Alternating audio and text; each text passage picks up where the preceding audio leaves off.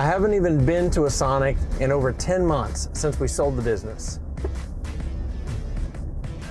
Hello. Good morning. Good morning. How are you? Hey, thank you. No, wait. Is Miss Harris here? Would you tell her I'm here? Okay. I'm Paul. Oh, hi. How you doing? Miss Harris. How you doing? As a matter of fact, I was just telling Peter about you the other day. I talked to you. And he say, Paul. I say, Paul, Reiser, Peter. Oh, Mr. Paul.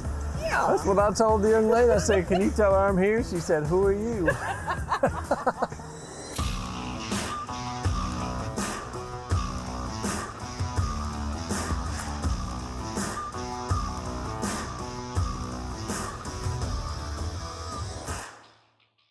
Up until a few months ago, we owned 38 Sonic drive-ins. And hey, we sold them all. Land, building, business, everything. And people think, Paul, you're crazy. Why would you sell such a great business? Sonic is booming. They do fantastic during a pandemic. And hey, unlimited cherry limeades.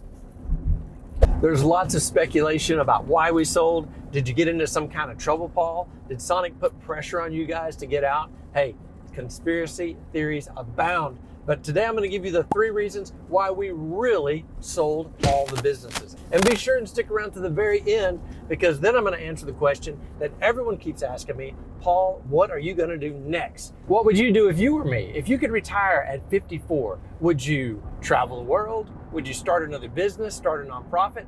Put all your answers in the comments below. I really want to know. You might give me some great ideas. When you own a business, it's very important to know the value of your business. What is it worth? That number changes from year to year. And that brings me to the first reason we decided to sell our Sonics.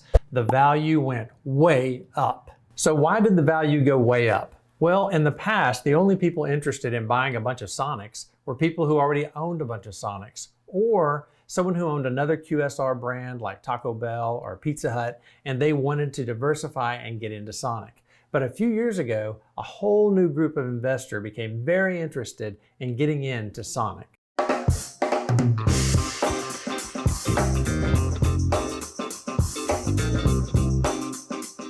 Private equity firms. These big money Wall Street types have been piling up cash for years because the stock market has been very high, very expensive, and interest rates have been very low with no return.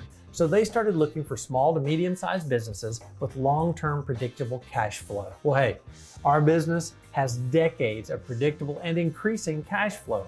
And hey, we've got 38 properties located on some prime sweet real estate in core markets. So all of a sudden, our business became very valuable. And now for reason number 2. We are not getting any younger. The Reiser Group has 5 members, and of the 5, I'm the youngest by far. The oldest is my brother Mark. He's 67, and that's all I'm going to say about that. And now for the 3rd reason we decided to sell our business, and this is a big one: taxes. You see, when we were considering whether or not to sell the business, it was right in the middle of the presidential election, and Joe Biden put out his proposed tax plan for the following year. And it included a really big increase in capital gains taxes. Now, what's capital gain taxes? Hey, this is important. If you ever want to buy or sell a business, you need to really know this, and it's only going to take me 27 seconds to explain it. If you buy or build a business, whether it's a bakery, a daycare, a Sonic perhaps, you're going to be spending a lot of money up front on that asset. So let's say you spend $1 million to build your business, and 10 or 20 years later, you sell that business for $2 million. Well, that $1 million difference, that's your profit, and that's called capital gains. Now, currently, the capital gains rate is 20%. So on that $1 million, you would pay $200,000 in taxes. But the Joe Biden plan wants to increase that significantly. So let's take a look at the Biden plan and see what he wants to change capital gains tax to. Details of the Biden tax plan. Let's see, lots of stuff going on here. Now we get down to my problem. Taxes long-term capital gains and qualified dividends at 39.6%. Now, I'm a patriotic guy, and I love me some America. But 40% taxes when you sell your business is starting to sound like a lot. So this gave us incentive to go ahead and hurry up and get these businesses sold, just in case. So that's really all there is to it. Hey, no big scandals, no big secrets. It was just time. You know, the party always ends. But now it's time for a brand new party. And people keep saying, what are you going to do next, Paul? People keep saying, hey, are you going to retire? Not me. I'm in my prime. I have to tell you, it seems really strange to be doing something new. We've been in the Sonic business for 46 years. We're second generation.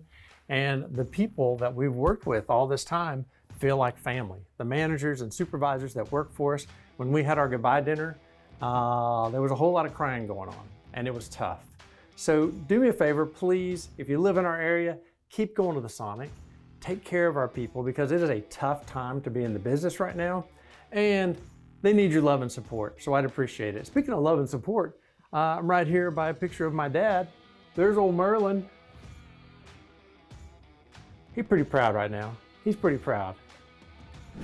So what's next for the Sonic guy who's no longer a Sonic guy? Well, I mean, there's a lot of options, but here's 3 things I'm working on right now. So first of all, I love me some real estate. I'm gonna build some houses in this sweet, luxurious new neighborhood in North Bossier. Hey, I'm trying to take advantage of this hot market. What's gonna happen? Am I gonna make a ton of money? Or is this real estate bubble gonna burst and I lose everything before I even get the houses built? Hey, it might be interesting just to follow along and see how that goes. Second, and this should be a lot of fun, I've invested in a small documentary by a company called Mudroom Films, and the documentary is about a world famous barbecue place in Memphis, Tennessee called The Voo. They're almost finished with the final edit, and we're trying to sell it to a major streaming service. I'm sure that's not risky. And finally, and this is a long-term goal, I am really leaning into this YouTube channel. Hey, I'm about to change the name from The Sonic Guy to Business Real. So what's new with the channel, with the name change? When I owned a bunch of Sonics, I had to be pretty careful when I was talking about Sonic. I didn't want to hurt my own business, and I didn't want to make Sonic Corporate mad at me.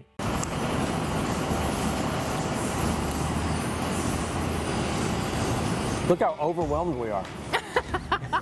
But now I have no corporate affiliations, and I can say pretty much whatever the heck I want. So, can a middle-aged ex-hamburger flipper make it big on YouTube? Heck yes. Hey, if you want to encourage me, go ahead and hit that like button for me. And it's time to go ahead and subscribe so you can follow along on this interesting, exciting journey. I can't wait to see you in the next video.